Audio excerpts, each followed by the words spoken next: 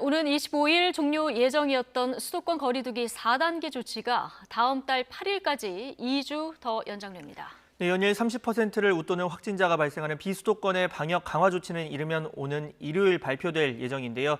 이 4차 대유행의 기세를 꺾을 수 있을지 현재 상황 신상엽 감염내과 전문의와 함께 짚어보겠습니다. 네, 어서 오세요. 네, 안녕하세요. 네, 어서 오십시오. 결국 수도권 거리두기 4단계 2주 더 연장하기로 결정을 했습니다. 주말쯤 조정안 발표할 것이다 했는데 오늘 오전에 결정이 된 거는 그만큼 정부도 지금 시기가 굉장히 중요하다 이렇게 본다고 봐야겠죠.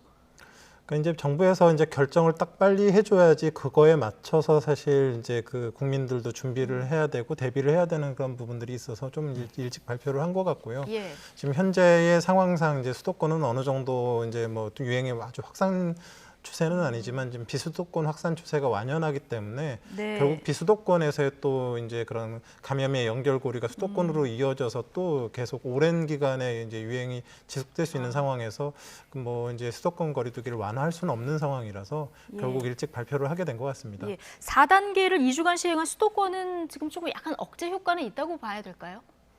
이제 결국 이제 사회적 거리두기 수준을 나타내는 게 어찌 보면 이제 이동량 감소나 이런 걸로 이제 나타나게 되는데요.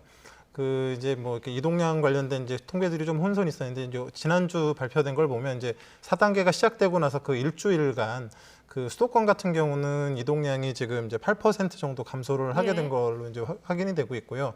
그 동안에 지금 일주간에 그 수도권의 평균 확진 환자가 990명에서 960명으로 약간 뭐 줄어드는 양상을 보이고 있습니다. 그런데 그 수도권이 4단계를 하는 동안 지금 비수도권은 지금 일주일 추세를 해봤더니 한 4.2% 이동량이 증가한 걸로 나오고 있습니다. 실제적으로 지금 그 4단계 이전에 비수도권 비율이 한 20%대에 있었던 거에 반면에 지금은 이제 35%가 넘어가는, 그러니까 비수도권 중심으로의 이제 확진자 증가, 유행 양상이 보여지고 있기 때문에 결국은 수도권은 이제 어느 정도의 사회적 거리두기의 효과를 이제 보고 있다고 생각을 할 수 있지만 지금 비수도권 같은 경우는 그 지금 기존의 사회적 거리두기로 충분히 효과를 보지 못하고 유행이 확산되고 있어서 이 비수도권에 대한 발표를 이제 일요일에 이제 하게 될 텐데 이제 그런 게 어떻게 진행될지가 이제 앞으로 관건이 될 것 같습니다. 네, 비수도권 내용은 잠시 뒤에 보고 자 수도권 거리두기 4단계 조금 달라진 부분이 있는데 자 이런 말씀 나누는 가운데 방역당국 브리핑이 조금 전 시작됐습니다. 현장으로 가보겠습니다. 더불어 예방접종 대응 추진단 김기남 접종기획반장 배석했습니다.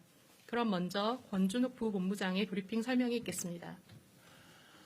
네, 안녕하십니까. 국립보건연구원 권준욱 원장입니다. 7월 23일 코로나19 감염병 정례 브리핑을 시작합니다. 먼저 예방접종 관련 사항을 말씀드리겠습니다.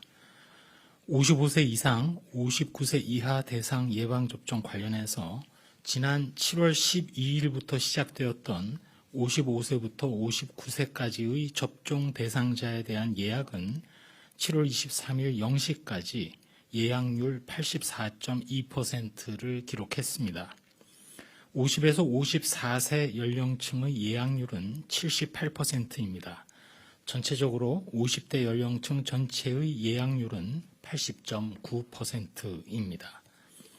50대 연령층의 접종은 mRNA 백신인 화이자와 모더나를 사용하며 특히 7월 26일부터 31일까지 시행되는 55세부터 59세 연령층 접종의 경우 수도권에서는 화이자, 그 외의 시도에서는 모더나로 접종할 예정입니다.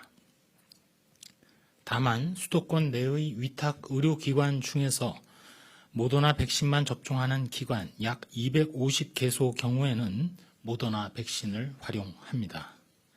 사전 예약을 완료하신 분들께서는 예약하신 일시에 위탁 의료기관을 방문해서 예방접종을 받아주시기 바라며 아직 예약을 완료하지 못하신 분들께서는 7월 24일 18시까지 예약이 가능하기에 기간 내에 예약을 완료하시고 접종을 받으시기 바랍니다. 다음으로는 화이자와 모더나 등 mRNA 플랫폼 백신의 접종 간격에 대해서 말씀드리겠습니다. 백신의 접종 간격이 화이자는 3주, 모더나는 4주로 되어 있지만 예방접종 전문위원회 심의를 거쳐서 백신 공급 상황, 의료기관별 접종 역량, 피접종자의 개인 상황 등에 따라 필요한 경우 최대 6주 이내에 접종을 완료하도록 허용키로 하였습니다. 전문가들과 논의하여 mRNA 백신인 화이자, 모더나의 접종 간격을 상황에 따라서 말씀드린 대로 최대 6주 범위 내에서 조정 가능하도록 한 이유는 우선 첫 번째로 피접종자와 의료기관의 접종 편의를 고려하였습니다. 당일 건강 상태, 출장, 시험 일정 등 피접종자의 개인 사정, 의료기관의 접종 여건 등을 고려해서 상황에 맞게 대응할 수 있도록 하려고 합니다. 두 번째로는 진행 중인 접종의 원활한 진행을 위한 것입니다. 7, 8월 중에 도입되는 백신 총량은 충분하지만 접종 기관별로 예약을 대비해서 세부적인 공급 상황 등 여건을 고려하여 탄력적으로 대응할 수 있도록 하려 합니다. 참고로 해외 주요 국가들도 원칙적으로는 백신의 접종 간격을 허가 사항에 따라 적용하고 있으나 개별 국가의 상황에 따라서 화이자나 모더나의 경우 예외적으로 최대 6주에서 16주까지 연장하는 것을 허용 권고하고 있기도 합니다. 이에 따라 오는 7월 26일부터 8월까지 1차 접종을 시행하는 50대 연령층에 대한 mRNA 백신 접종에 대해서는 2차 접종 예약을 4주를 기준으로 적용해서 안내하도록 하겠습니다. 이는 당초 2차 접종일이 모더나 백신 간격인 4주 후로 잡혀 있으나 화이자 백신이 추가되어 3주 후로 일괄 변경되었을 때 의료기관 전체 예약에 영향을 미치기 때문에 기존 간격을 유지하기 위한 것입니다. 또한 동일 대상군에 대해서 mRNA 백신 2종을 모두 활용하는 경우 백신별로 접종 간격이 다르면 사전에 본인의 2차 접종 시기를 확인하기가 어렵고 의료기관에서도 화이자, 모더나 동시 사용에 따라 접종 효율 또는 혼선 방지를 도모하고자 하였습니다. 다만 이미 화이자 백신 1차 접종을 마치신 분들은 안내된 대로 3주 간격이 유지되며 7월 28일 다음 주 수요일부터 접종이 시작되는 초, 중등 교직원, 유치원, 어린이집 교사 등에 대해서는 학사 일정 등의 차질이 없도록 3주 간격을 유지합니다. 50대 연령층 약 740만 명 접종을 안정적으로 시행하기 위한 mRNA 백신의 2차 접종일 기준 조정에 대해서 국민 여러분들의 이해와 협조를 부탁드립니다. 다음으로 2022학년도 대학 입시를 준비하는 학교 밖 청소년 백신 접종입니다. 접종 대상은 16세 이상 24세 이하 청소년 중에서 고졸 검정고시 합격자 또는 2021년 8월 검정고시 접수자로서 2022학년도 대입 전형에 응시하는 학교 밖 청소년들입니다. 당초 신청 기한이 7월 12일까지였으나 이를 7월 26일 오전 11시까지로 연장을 합니다. 이에 따라서 접종을 희망하시는 분들은 가까운 학교 밖 청소년 지원센터를 방문하셔서 접종을 신청할 수 있습니다. 접종을 신청한 학교 밖 청소년 대입 수험생은 9월 모의평가 응시생과 함께 8월 중순에 전국 위탁의료기관에서 화이자 백신으로 접종을 받으시게 됩니다. 다음으로는 제3차 안전접종 민관대책협의회 개최 결과입니다. 7월 16일을 기준으로 해서 총 접종 2,147만 회 중 5접종이 총 426건 발생하였습니다. 이 중에는 접종 용량 오류가 234건, 또 백신 관련된 오류가 86건입니다. 5접종 발생 시 보건소는 5접종 사고 보고와 후속 조치, 그리고 이상 반응 모니터링을 하고 있습니다. 저희 질병청, 행안부, 지자체 등 관계기관 합동으로 지난 일주일간 안전접종의 준비를 위해서 전체 위탁 의료기관을 대상으로 서면 점검을 실시하였고 그 결과를 반영하여 안전접종 체크리스트를 만들고 오는 7월 26일 배부합니다. 아울러 5접종 보고체계 전산화, 5접종의 사례를 전파하고 또 5접종과 관련된 FAQ를 배포하는 등 5접종의 방지 및 대응 체계를 강화하겠습니다. 다음으로는 방역 대책 그리고 연구 개발 등의 분야입니다.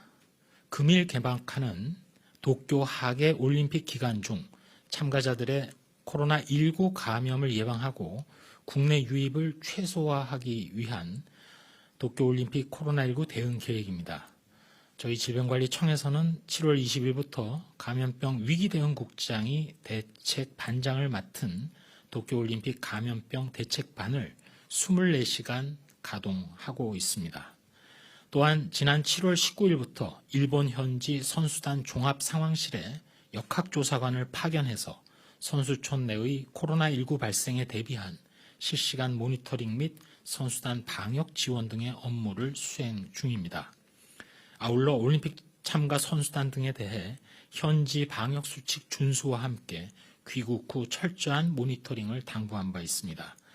또한 한 달 후 개최되는 도쿄 패럴림픽 기간 중 코로나19 예방 및 관리를 위해 장애인 체육회 등과 긴밀한 협조 체계를 유지하고 역시 역학조사관 파견 등 보호 조치를 적극 추진하겠습니다. 다음으로 변이 바이러스 대응 조치입니다. 최근 델타 변이 바이러스 확산으로 해외 입국자발 감염 확산에 대한 우려가 높아짐에 따라 중대본에서는 국내 유입 확진자 현황, 변이 점유율 등을 종합적으로 고려해서 8월 변이 바이러스 유행국가 총 26개국을 선정하였습니다.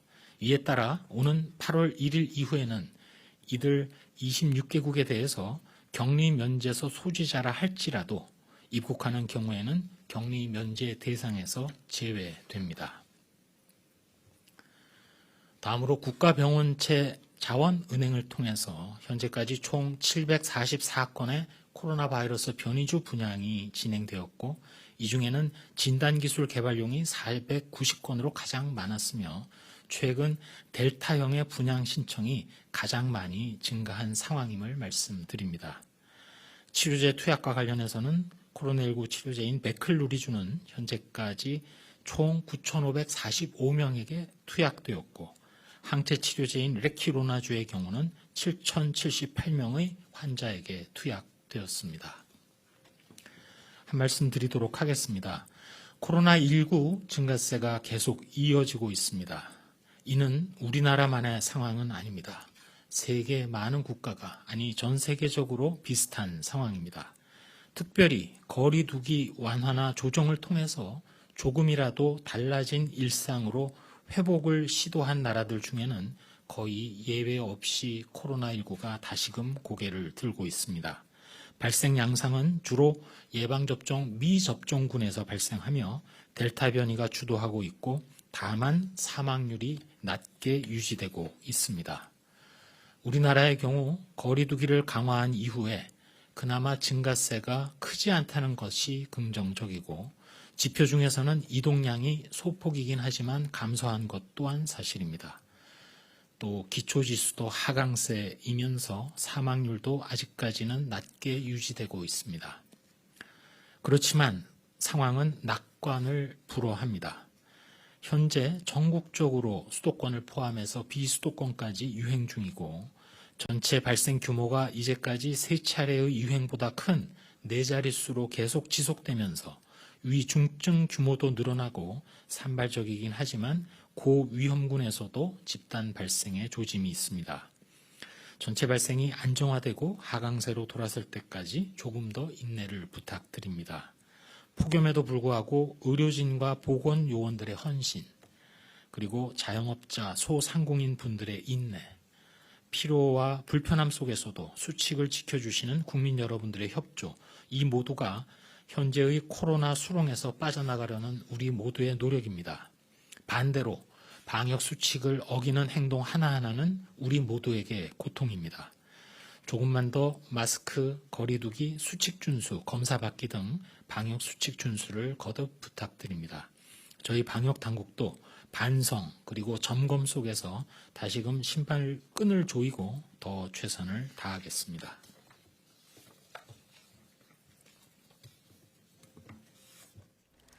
네, 오늘 코로나19 현황에 대한 방역당국의 브리핑 내용 듣고 오셨습니다. 좀 몇 가지 짚어볼 부분들만 좀 보면 일단 곧 백신을 맞게 될 55세에서 59세.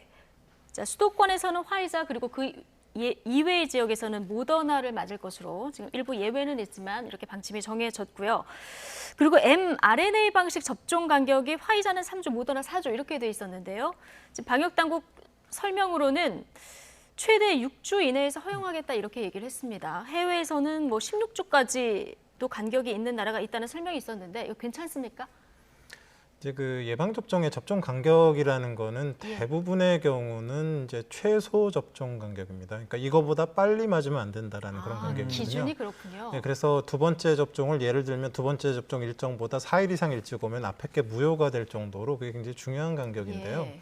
그래서 지금 화이자는 3주, 모더나는 4주였는데 이제 이미 이제 이런 백신 수급이 원활치가 않았기 때문에 또 그렇다고 이걸 마냥 늦게 맞게 되면 혼선이 있어서 올해 1월에 WHO에서 이제 화이자 백신 같은 경우에 있어서는 그 백신 수급이 원활치 않을 때는 한 3에서 6주까지는 맞아도 괜찮겠다라는 것들을 이제 이미 그 기준을 제시한 적이 있었고요. 예. 그래서 뭐 캐나다나 지금 그 터키 같은 그런 나라들에서는 6주 정도 간격으로 이제 많이 맞고 있었습니다. 예. 화이자 백신도. 그리고 뭐 아까 말씀하셨지만 뭐 16주까지는 아니더라도 한 90일 정도까지 간격을 두고 맞았던 나라들이 일부 있었는데 그래서 3에서 6주 간격으로 뭐 접종하는 거는 그런 의료기관에서의 너무 많은 사람들이 몰리게 되면 또 굉장히 관리가 어렵고 그 위험이 있기 때문에 그런 견제에서 뭐 크게 문제가 될 것 같지는 않습니다. 그렇군요. 아무튼 제시한 기한보다 빨리 맞지 말아라. 이게 네, 더 중요하다는 그게 말씀이시군요. 예.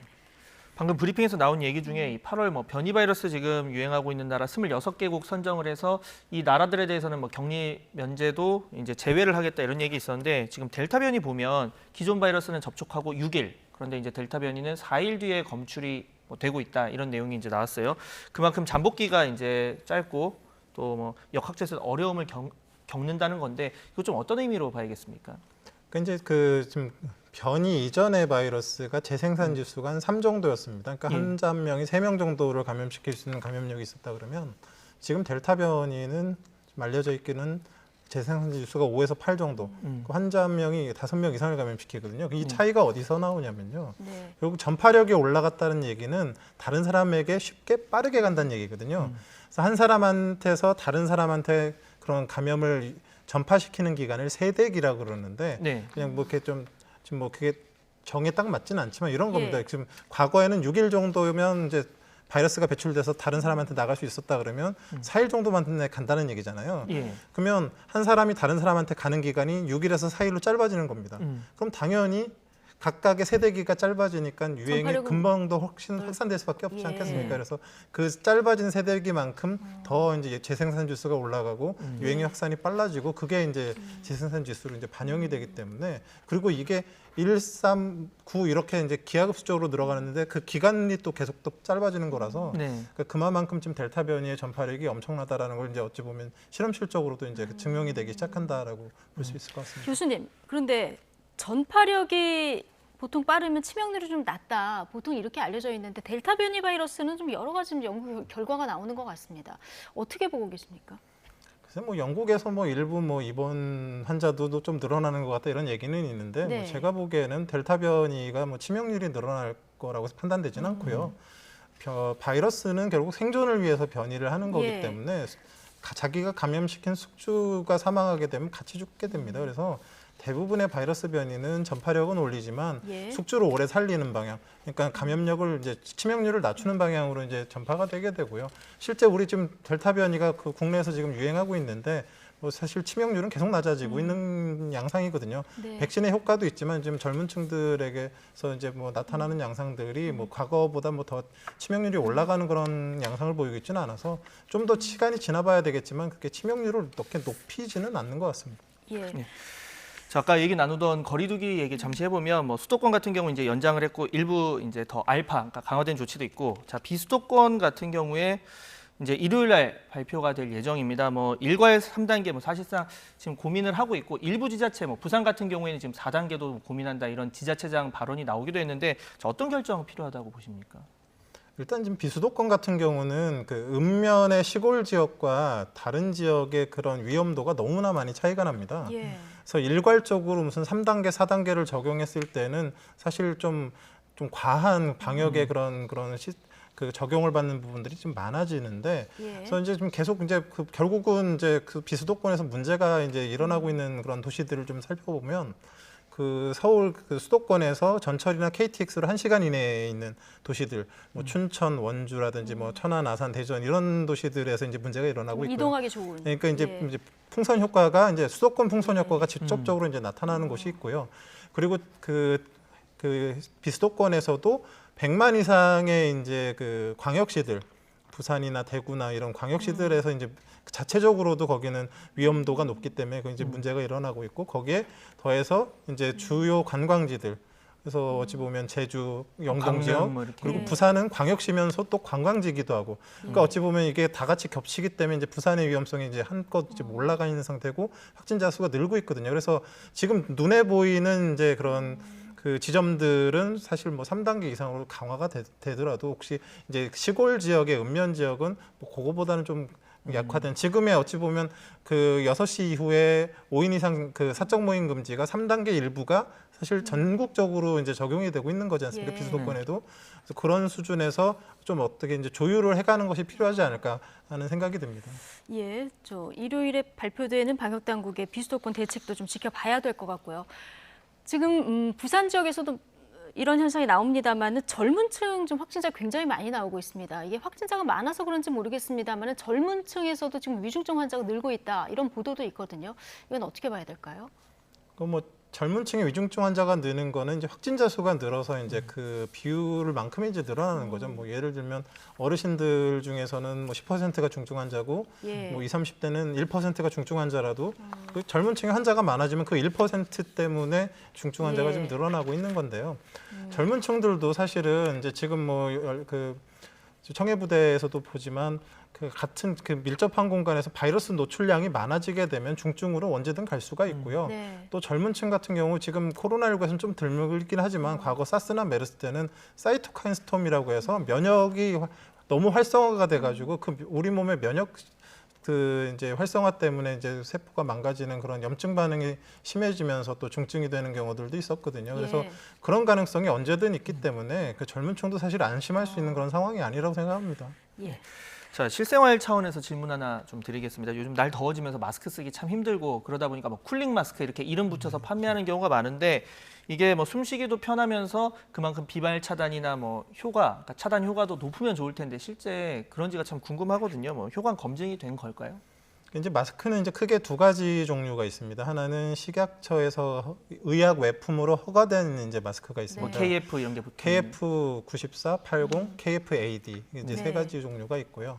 그다음에 지금 말씀하신 무슨 쿨링용 마스크 뭐 이런 것들은 이제 공산품 마스크입니다. 공산품. 네, 그런 이제 이런 공산품 마스크들은 이제 비말 차단 효과가 검증되지 않은 그런 마스크들이죠. 그러니까 뭐 그냥 뭐 사람들 없는 데 가서 뭐 편안하게 쓰고 뭐 이렇게 있을 수는 있겠지만 실제적으로 방역의 목적으로 사람 많은 곳에서 사용하게 됐을 때는 비말 차단 효과가 떨어지기 때문에 그런 걸 사용하시면 안 되고요. 예. 그냥 개인적으로 뭐 이렇게 뭐 그 한적한 곳에서 뭐 이렇게 착용하시는 경우라 그러면 뭐 착용하실 수는 있겠습니다. 그러니까 실외고 뭐 한 8, 9m 떨어져 있는 데선 쓸 수 있겠지만 아주 밀접하고 뭐 사람들과 붙어 있는 실내에서 쓰기에는 적합하지 않다. 방역의 목적으로 쓰실 거면 반드시 식약처 인증 그 마스크를 쓰셔야 될 것 예, 같습니다. 지금 날 더워서 굉장히 마스크 쓰기 답답해 하시는 분들이 있는데 반드시 인증된 마스크를 사용하는 것이 중요하다, 이런 말씀까지 해주셨습니다. 지금까지 신상혁 감염내과 전문의와 함께했습니다. 고맙습니다.